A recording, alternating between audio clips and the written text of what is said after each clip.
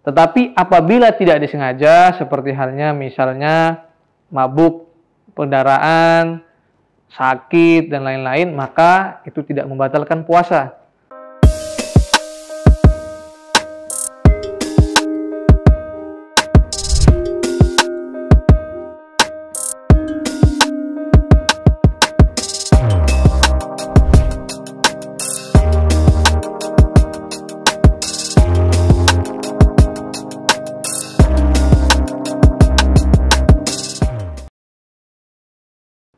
Syarat sah puasa. Pertama, harus beragama Islam. Maka orang yang belum beragama Islam, dia tidak sah berpuasa. Walaupun mungkin mengikuti puasa dari mulai subuh sampai dengan maghrib, tidak makan, tidak minum, dan tidak melakukan hal-hal yang membatalkan puasa. Tetapi karena orang tersebut belum beragama Islam, maka tidak tertulis sebagai amalan berpuasa. Kemudian syarat sah kedua adalah mumayyiz. Adalah orang yang telah mampu membedakan mana hal yang baik dan mana hal yang buruk. Kemudian suci dari darah haid dan nifas bagi perempuan. Dan yang keempat adalah dalam waktu yang diperbolehkan berpuasa. Maksudnya bukan dalam waktu-waktu yang haram yang tadi telah disebutkan, yaitu pada waktu 2 hari raya Idul Adha dan Idul Fitri maupun pada hari Tasyrik. Maka selain hari-hari itu dipersilahkan untuk berpuasa. Nah, maka bagi kita kawan-kawan semua, bagi mungkin yang memiliki anak kecil atau mungkin adiknya, anaknya, dan saudaranya lain-lain, apabila dia belum dewasa, maka dia belum wajib berpuasa. Tetapi boleh saja kita mencontohkan bagi anak atau mungkin bagi adik kita dan lain-lain untuk berpuasa agar mereka itu mulai terbiasa. Kemudian selanjutnya adalah rukun puasa. Yang pertama, rukun puasa adalah niat pada malam hari selama bulan Ramadan. Sesuai dengan sabda Rasulullah, barang siapa yang tidak berniat puasa pada malam sebelum terbit fajar, maka bukanlah ia yang termasuk orang yang berpuasa. Maka artinya, pada bulan Ramadan, ketika puasa Ramadan, seseorang yang tidak berniat pada malam hari, kemudian telah lewat waktu subuh baginya, dan dia tidak sempat berniat, maka dia tidak terhitung orang berpuasa. Seperti itu. Maka dari itu, kita disarankan untuk berniat pada malam hari. Bahkan ada ulama yang memperbolehkan untuk menjamak niat puasa 30 hari pada hari pertama bulan Ramadan. Apa tujuannya? Tujuannya adalah untuk ketika sewaktu-waktu kita lupa dalam berniat puasa, maka telah terbackup oleh niat yang telah kita lakukan pada hari pertama tadi. Seperti itu. Kemudian kedua adalah menahan dari hal-hal yang membatalkan puasa, mulai dari terbit fajar hingga terbenamnya matahari. Nah, kemudian apa saja hal-hal yang dapat membatalkan puasa? Pertama adalah makan dan minum. Sudah jelas diterangkan bahwasannya salah satu hal yang membatalkan puasa makan dan minum. Maka bagi orang yang ketika berpuasa dengan sengaja dia makan walaupun sedikit ataupun minum walaupun hanya seteguk, ketika itu sengaja dilakukan, maka puasanya telah batal. Kemudian kedua adalah muntah dengan sengaja. Artinya seperti apa? Ya mungkin muntah yang dibuat-buat. Apa mungkin tangannya dimasukkan ke dalam amandel atau hal-hal lain, sengaja mencium-cium bau yang tidak disenangi, mengakibatkan muntah. Apabila muntah dengan yang seperti itu dengan sengaja, maka dia telah batal. Tetapi apabila tidak disengaja, seperti halnya misalnya mabuk, pendarahan, sakit, dan lain-lain, maka itu tidak membatalkan puasa. Kemudian yang ketiga adalah bersetubuh bagi suami istri. Maka sudah jelas ini membatalkan puasa. Bahkan ketika seseorang, suami istri, melakukan persetubuhan pada siang bulan Ramadan, tadi telah dijelaskan harus melakukan puasa kafarat selama 60 hari berturut-turut. Kemudian keempat adalah keluar darah haid maupun nifas. Bagi perempuan, ketika berpuasa di tengah-tengah puasa tiba-tiba keluar darah haid maupun nifas. Nifas itu artinya darah yang keluar setelah seseorang melahirkan, maka puasanya batal seperti itu. Kemudian adalah gila atau hilang akal di waktu siang hari bulan Ramadan. Kemudian keluar sperma sebab bersentuhan dengan wanita istri atau dengan cara lain. Seperti itu. Kalau mimpi basah seperti apa, Pak? Ya, kalau mimpi basah maka hukumnya tidak membatalkan puasa. Kemudian sunnah-sunnah berpuasa yang pertama adalah menyegerakan berbuka jika sudah yakin waktu berbuka telah tiba. Jadi jangan sampai kita ketika sudah azan maghrib kita masih menahan-nahan puasa. Walaupun mungkin masih sanggup gitu. Tetapi itu tidak diajarkan. Justru sunnahnya adalah ketika sudah azan itu segera kita berbuka. Kemudian yang kedua adalah berbuka dengan sesuatu yang manis.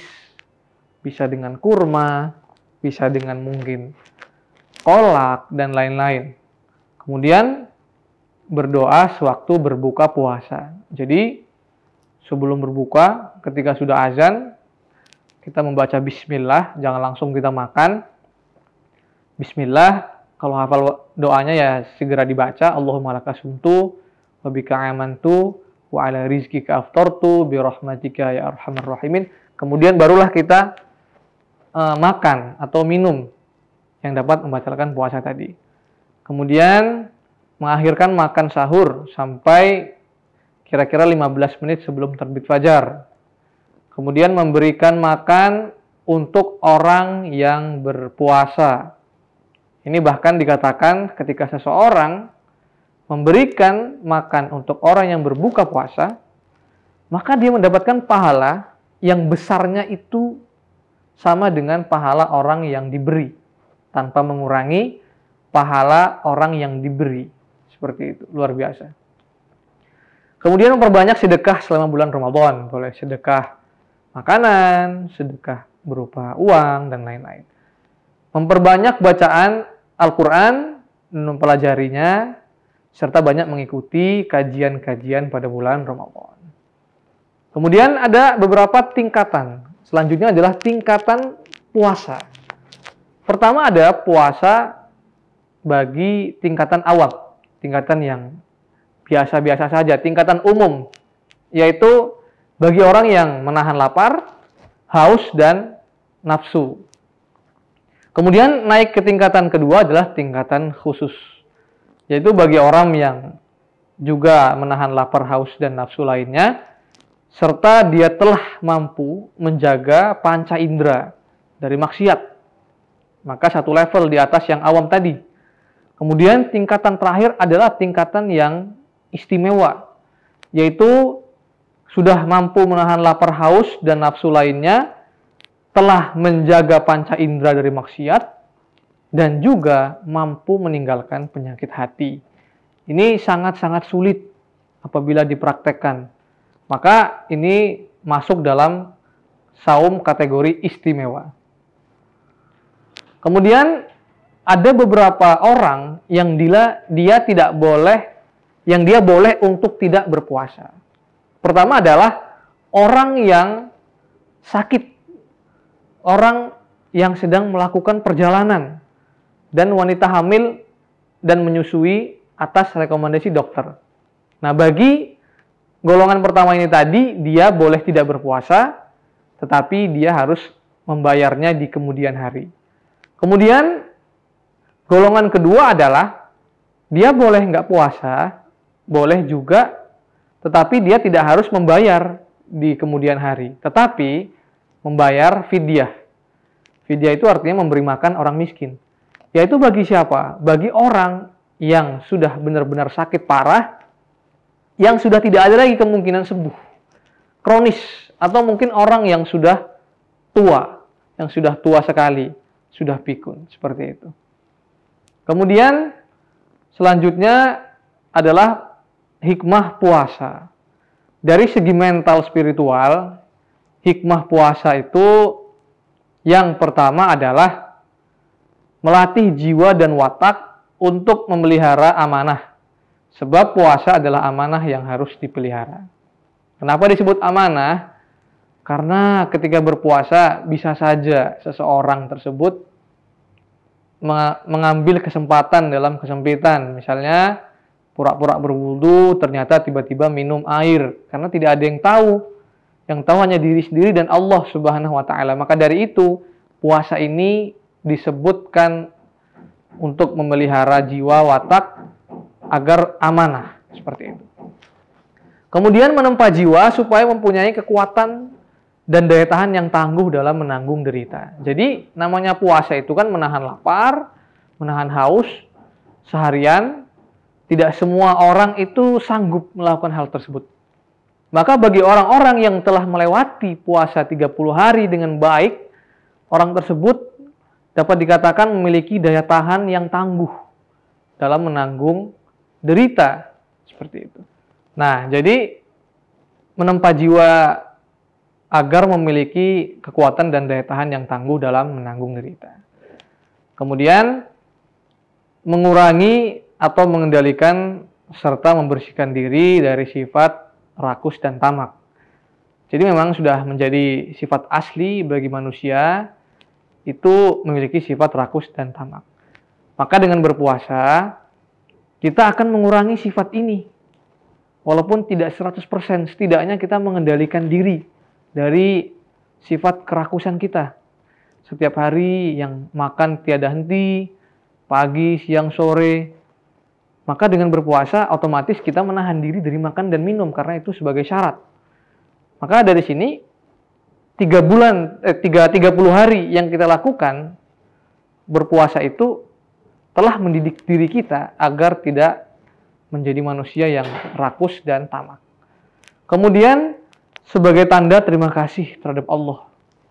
Kenapa terima kasih? Allah telah memberikan kita kesehatan, kenikmatan yang tidak ada habisnya, tidak bisa kita hitung. Wa in ta'uddu ni'matallahi la tuhsuha. Apabila seseorang menghitung nikmat Allah, maka sungguh dia tidak akan mampu menghitungnya. Maka sebagai tanda terima kasih kita melakukan puasa. Kemudian mendidik kepercayaan dan tanggung jawab. Ya inilah amanah tadi. Jadi puasa itu melatih amanah seseorang. Apabila seseorang tersebut amanah kepada Allah, maka dia akan menjalankan puasanya dengan bertanggung jawab. Kemudian mendidik perasaan belas kasih terhadap fakir miskin. Artinya kita ini dididik agar menjadi orang yang peduli terhadap orang lain. Karena ketika kita berpuasa, kita merasakan rasa lapar yang juga dirasakan oleh orang-orang yang kekurangan seperti itu. Maka dari situ kita bisa merasakan bahwasannya orang-orang tersebut kelaparan setiap hari, dan dari situ kita dididik agar memiliki rasa empati. Kemudian dari segi kesehatan, puasa itu sangat banyak sekali manfaatnya. Menurut Dr. Alexis Carrel, pemegang hadiah Nobel dalam ilmu dan obat pembedahan, banyak makanan yang dimakan manusia secara tetap dan teratur setiap hari. Yang itu dapat merusak organ-organ tubuh yang penting. Itulah sebabnya orang-orang terdahulu telah membiasakan puasa pada waktu-waktu tertentu. Jadi di sini dikatakan bahwasanya menurut Dr. Alexis Carrel, orang-orang yang berpuasa itu dapat membuat organ-organ tubuh menjadi lebih sehat. Kemudian menurut Paul Ruitinga dalam bukunya The Ziekten van de Maag, makanan yang mudah dicerna membawa bahaya jika dimakan melebihi batas. Karena yang di perut bekerja lebih banyak dari semestinya, sehingga perut menjadi besar dan buncit. Nah ini dikatakan bahwasannya orang-orang yang terlalu makan berlebihan, maka mengakibatkan perutnya itu menjadi besar dan buncit menurut Paul Ruitinga. Kemudian menurut Vladimir Nikitin, sarjana biokimia Rusia menyimpulkan, membiarkan tubuh kita pada waktu-waktu tertentu tanpa memperoleh makan dapat menghambat proses ketuaan manusia. Jadi artinya apabila kita senantiasa membiasakan berpuasa, menurut Vladimir Nikitin itu dapat menghambat proses penuaan. Seperti itu. Nah, demikianlah tadi materi mengenai puasa. Semoga bermanfaat buat teman-teman semua. Apabila dalam penyampaian saya ada kekurangan, mungkin banyak sekali kekurangan, saya memohon maaf kepada kawan-kawan semua. Kepada Allah saya memohon ampun. Saya akhiri. Wabillahi taufik wal hidayah. Assalamualaikum warahmatullahi wabarakatuh.